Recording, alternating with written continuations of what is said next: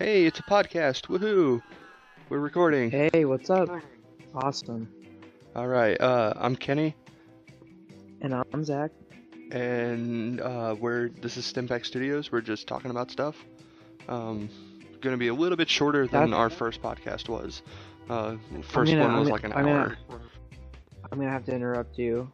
I think we should change the name of the podcast to Just Talking About Stuff. Just talking about stuff.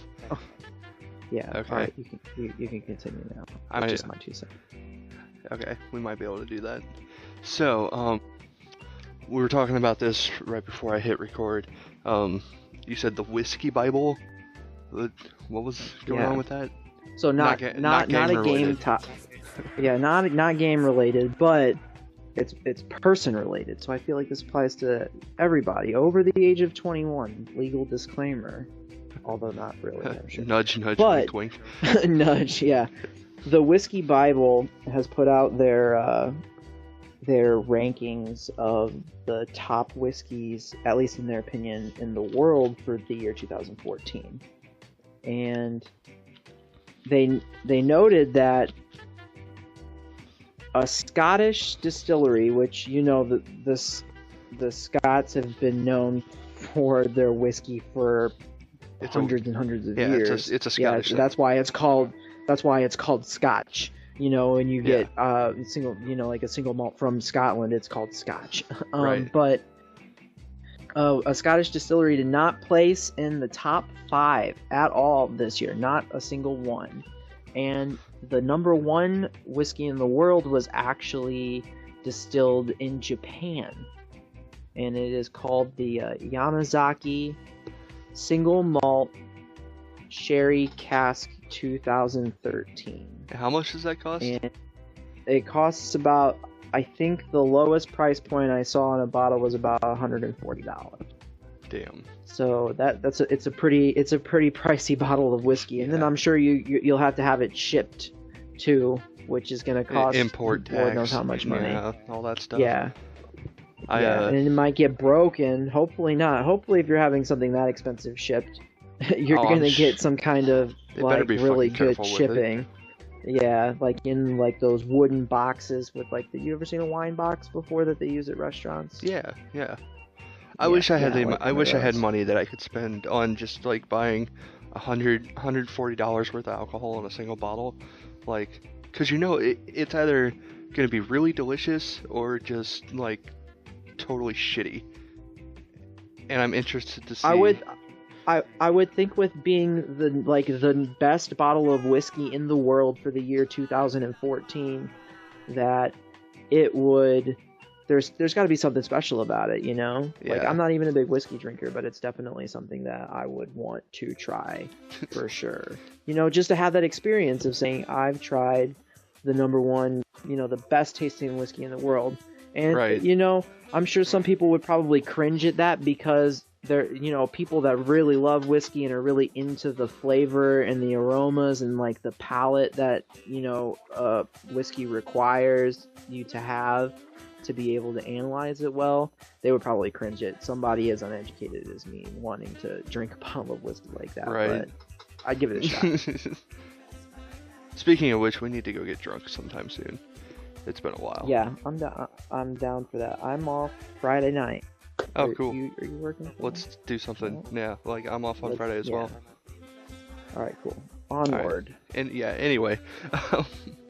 So, speaking of money, how was this is going to be my segue into our next little topic of conversation. How was your Super Smash Brothers event with yeah. So I tried to purchase Super Smash Brothers through the Nintendo eShop on my DS, the DS version, because the Wii U version isn't out yet. And while I have my credit card information saved... Let me interrupt you for a second.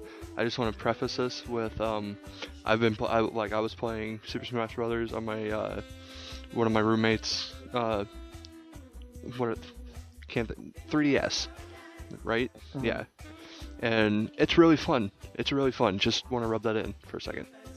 Oh gee, thanks. But I have my credit card information saved I, went to check out.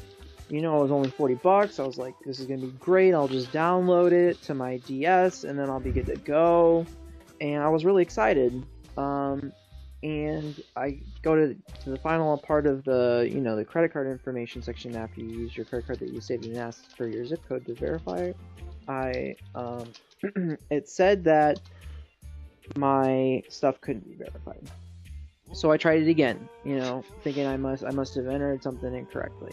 And it gave me the same problem. So then I tried doing a different zip code because I've moved a couple times in the past, 2 years, and sometimes an old zip code gets associated with a debit card or something. Right. Even if you change it, I'm going through that right now. Yeah. So I tried that, and it kept telling me no. It turns out that, I went to check my bank account to double check what address I had on file, and it turns out that Nintendo charged my account 4 times for Super Smash Bros. Oh, I thought it was only 3. No, 4 times, and didn't even let me download the fucking game. Wow. Yeah. And you said there was a communication error, like they said they never received payment and the bank said that they never accepted it or something. Yeah, so basically my bank and Nintendo kept pointing their fingers at each other, and then they told me my funds would be released to me in like 2 or 3 days and that they were holding them, and it ended up being like a week later that I got my money back finally. Actually, longer than that, like a week and a half. I mean, at least you got it back though. Yeah, I got the money back, but I haven't even wanted to try to buy the game again, so I still haven't played it. What you should do is, you don't have a Wii U, do you? No, I don't. Oh. I don't. I think I'm just gonna wait. Because we do, and we have it pre-ordered with There's like a package deal that comes with like the GameCube controllers or something, so we can have 4 controllers, and what they're doing. I'll come over and play some fucking Super Smash Brothers. Yeah, definitely you should. Which should have this up already, but it's being released this month. It's like the 21st or something like that. It is. November 21st. November 21st. Okay, yeah, I was right. Yeah. So. But what they're gonna do, I don't think they've announced the exact date, but they're starting the feature on the Wii U with Super Smash Brothers that people do for PS4 and like Xbox and everything, is pre-download, where you download everything and you just can't play it until it's actually released. And I think that's a really good game for them to start doing that with, because I'll do it, even though we're getting a physical copy. If I were getting a digital copy, I would do that. So theoretically, instead of waiting in line at the store to get your copyright whenever you're waiting in line, and then play it when you get home, you can just have it like right when they unlock it, you're good to go. And right. The internet is a wonderful thing. I think that's a cool feature. I love it. Yeah, the internet is a wonderful. The only thing that sucks though is like on my PlayStation 4 I can do that, but the games don't unlock until Pacific time. So so it's like an hour behind. I gotta wait till 2 a.m. before the unlocks. Oh, if it's like I want to play it on the day of release. Yeah, that's just terrible. So Mike has been talking to this guy at this games company called Skeleton Hand. I don't know if you saw the picture I posted on Facebook a while back of the business card. It looks like it looks like a magic card almost. But it's a video game called Incarnate is the name of the game.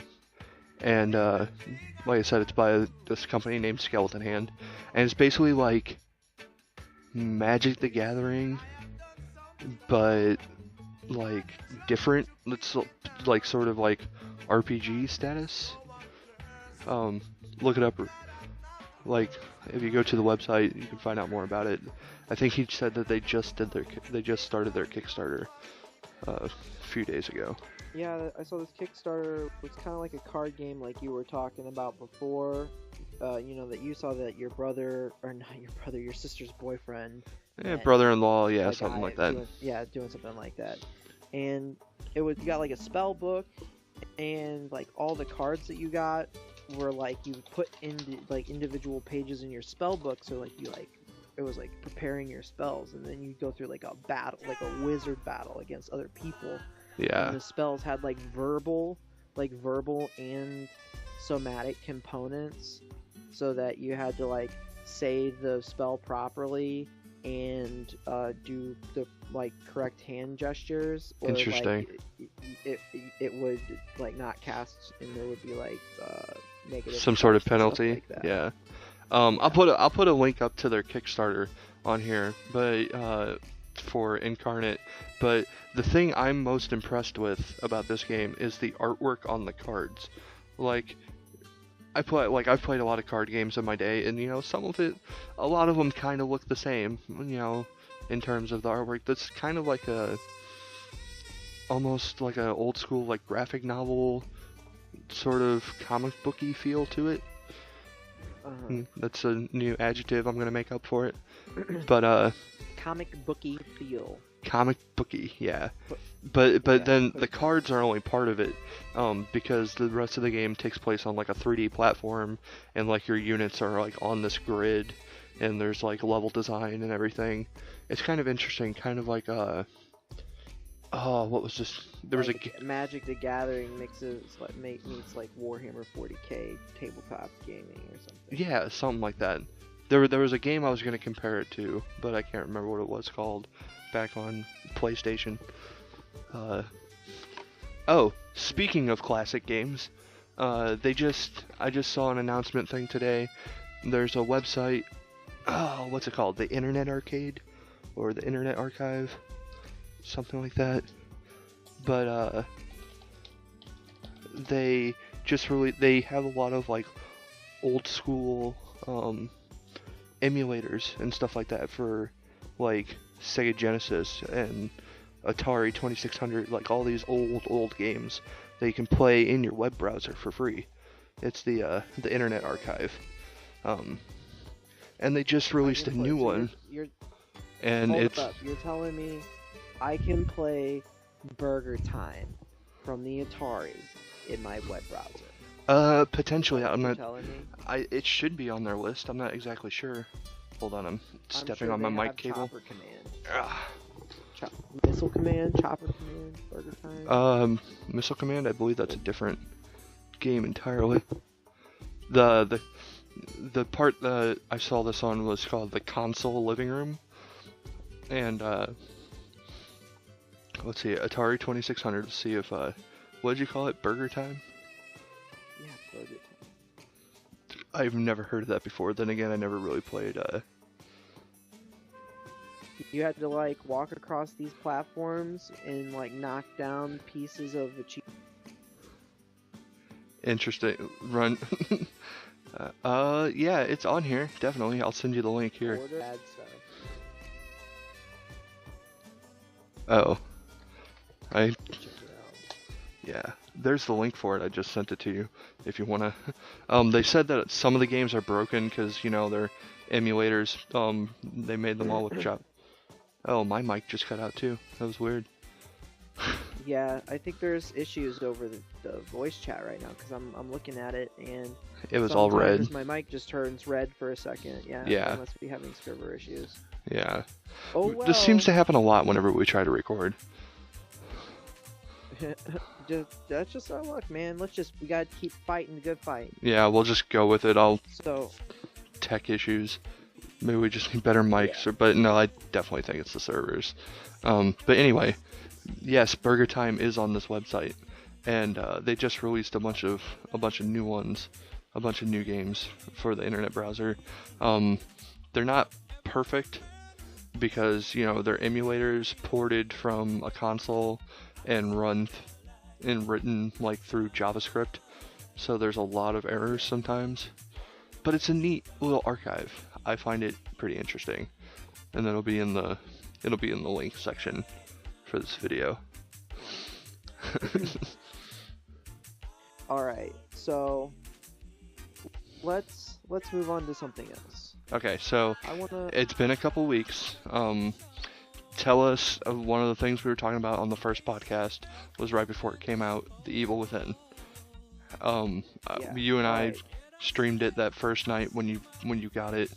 I don't know, like the first level to me looked kind of interesting, but then it started to look kind of boring, or maybe I was just getting too drunk. I don't really know. Yeah. Oh, okay. So I'm gonna give my opinion. This is Okay. my, this isn't gonna be like Zach's some full honest objective- opinion. Yeah, this is Zach's full honest opinion. Now, I loved Resident Evil 4. Okay. I played through that game so many times. Like I used to do speed runs. I loved Resident Evil 4. I remember going to sleep at your house one night and waking up in the morning and you were still playing it. And you were further in that game than I Yeah, ever saw, because I never beat it. Yeah, but alright, so I will say that the story. Okay, first I'm gonna say that you either hate it or you love it, is the way that it seemed in the reviews on the internet that I was reading. People were either saying it did not live up to what they thought it was going to be, Like or other Destiny. people said that they needed to relax. Yeah, like Destiny, and that it was a great game. So it was pretty. It seemed like it was pretty polarizing.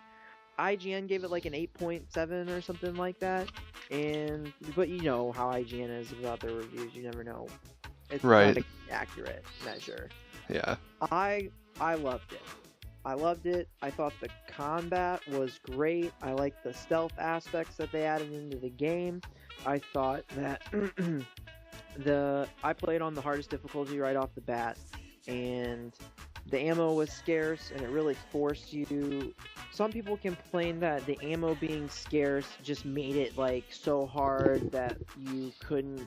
It wasn't even fun to play, and that it was just. Isn't that difficulty part of the for sake point of being like difficult. survival horror? Like Right, trying to but survive? Here's the deal: is I even when I was low on ammo, I found that they designed at least most of the areas that you were within for a portion.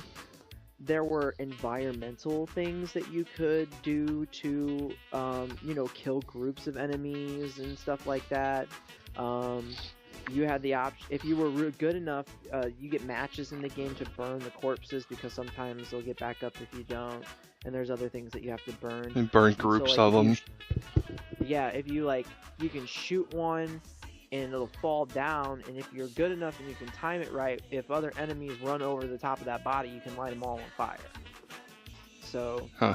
I thought it forced me to use my, get a little more creative with how I would think out how I was going to kill things, instead of just running in. Oh, I'm gonna shotgun them all right in the head, Yeah. and then move on. No, it required a little bit more than that.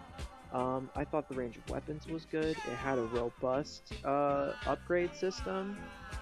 I did notice that with the handgun, though, that there was with the way that the third-person camera and the reticle was over the shoulder, when you were aiming with the handgun, there was a dead zone where in some situations where the angle of the camera didn't match up with where your reticle was exactly, so you would think you had a headshot and you would And it would miss. just going wide a little bit. Yeah. Especially when they were running at you. But I learned to compensate for it. There was also an upgrade on the handgun to increase or decrease the angle of accuracy. So it starts off at 5 degrees and you can get it down to 1 degree. Okay. Yeah. So it does the get combat was progressively better from what I was watching. Yeah, it does get Okay. progressively better from what you were watching. It had a really awesome boss fight with the I forget what her name was off the top of my head, but it was the antagonist's sister. She's like a spider girl with grudge hair that comes out of pools of blood. That one was interesting. Spider girl with grudge hair. That's an interesting concept. I'm gonna have to look that up later. Yeah. But one of the places that I felt the game was lacking, and I'm sure a lot of people will agree with me, is that I didn't know what the fuck was going on until like at least halfway through the game.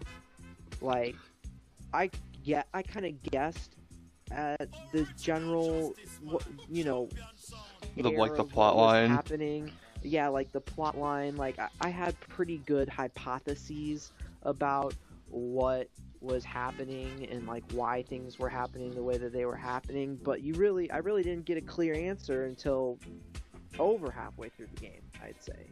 Yeah. So for me, until I knew what was going on, even though I had extrapolated what was going on mostly, it was just playing the combat and the scenarios and had nothing to do with the story, really, at all. Right.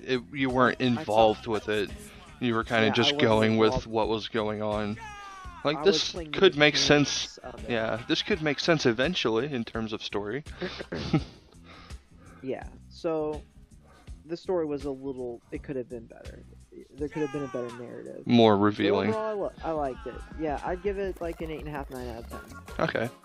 I'd say if it had the story part down, I'd give it like a 9.5 or a 10. I wouldn't say it would have been perfect, but definitely 9.5 if it would. I liked how I was browsing through the Steam sale this weekend because it was Halloween weekend, and Evil Within was on the Steam sale, but it wasn't on sale.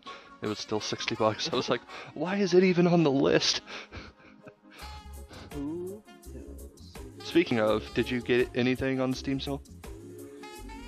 No, man. They've been working me like a dog, so I didn't have time. Gotcha. No. I bought a couple small games. I spent like $35 and got like 10 or 12 games, something like that. Most of them, a lot of little 8-bit stuff for the arcade series. But like I bought the Legacy of Kain pack. It has everything, including Nosgoth, even though we've already have that. But yeah, it had like all the Legacy of Kain games, and it was only like $3 or $4. And of course, some zombie games. So. Yeah, of course. I'm excited to see some of the updates that are coming out for 7 Days to Die. Even though a little bit. I haven't been on either. Once they tell us when like Alpha 10 will come out, I'll be able to start planning that mini series I was talking to you guys about. Yeah, the character customization is what I've been seeing them work on too. So like actually having clothes and backpacks and stuff. Right. So yeah, it'll be. And different types of containers, doors and windows that actually break, and they're also doing mocap with the zombies now. So instead of it being like a scripted like body movement, they'll actually have like motion capture. It'll be interesting. Nice. Yeah. Okay. Like, that's one of my favorite games that we've probably started playing over this past year. I've got almost 200 hours in it. Yeah, I've quite a bit too. I'm ready to get back into it too. Yeah. I just don't want to. I don't want to build. I don't want to build the miniseries and then have to erase it for the update. Like, that's the one. That's the biggest thing that I'm worried about. But we might be including an extra person in our miniseries, depending on if he bought it or not over the weekend. But I won't confirm or deny that yet. But anyway, we've been talking for a good, solid half hour minus the technical difficulties or so. So I think that'll be a good spot to wrap up for the day. All right. Yeah, sounds good. I always enjoy being here and talking about this stuff. Yeah, and hopefully we can get more on this on a weekly basis. We've been in kind of a production lull with everybody getting back to work and school and everything. But with the holiday season coming up, I'll be able to get midterms. Yeah. Pesky midterms. It's not that we haven't been recording things, it's just it takes a while for us to get the data transfers since we're separated so far. Like, I'm waiting till Scott comes back into town on Christmas break, and I'm going to get all his footage and then edit it all together with some of the stuff that we've been doing. And so hopefully beginning of the year we'll start seeing more frequent things. But right now, the plan is audio surf on Mondays, a random game video on Wednesdays, podcast maybe on Tuesdays or Thursdays, and then I'm going to be doing my arcade games on Fridays. So Awesome. that Yeah, should I have give us a little bit of a I weekly. have some segments. Yeah, I have some segments I'm going to be getting around to you here coming up soon. Okay, I'm going to have a little bit of free time coming up, so cool.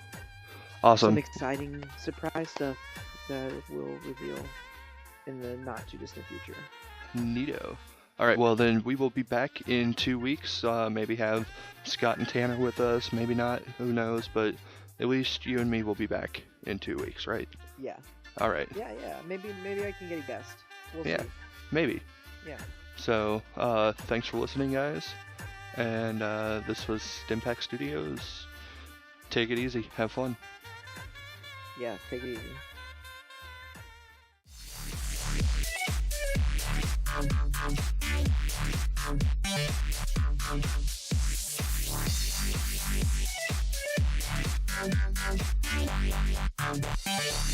Thank you.